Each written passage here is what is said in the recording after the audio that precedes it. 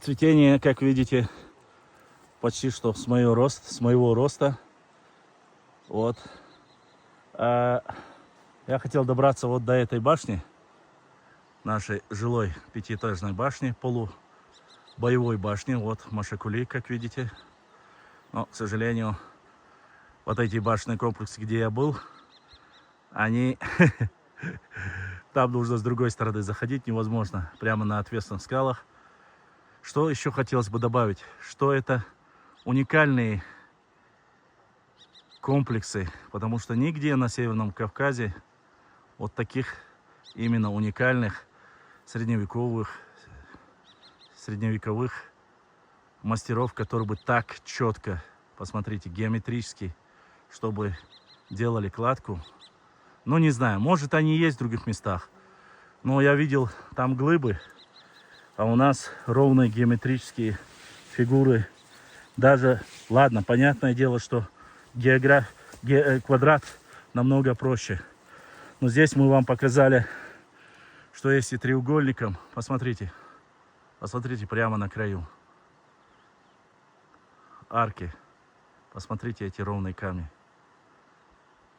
Ай да молодцы, ай да мастера.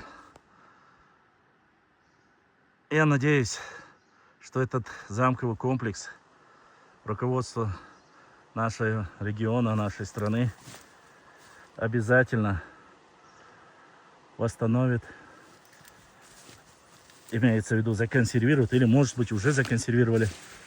Вот, видите, вплоть до сюда камни оборвались. Труд наш был тернистый, нелегкий, но мы продолжаем снимать высокогорные части нашей родины. Путь, как егери, мы пробивали сами. Вот, вот тоже жилая башня. Ну, посмотрите, во время нашествия Тамерлана, где могли укрываться наши предки. Вот они, красавицы. Да и не только Тамерлана. Уверен, что поскольку мы являемся автохтонным народом, вот, возможно, многие никак не могут пока еще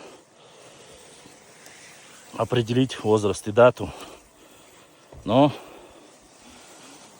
для этого делаются поездки, работают ученые. Вот. В дальнейшем мы узнаем. Вот такие просеку из крапивы. Ай, в этом году столько крапивы я еще не видел. Они выше меня ростом. Хотел один момент вам показать. Землю. Я нигде такой земли. Посмотрите на этот чернозем. Посмотрите.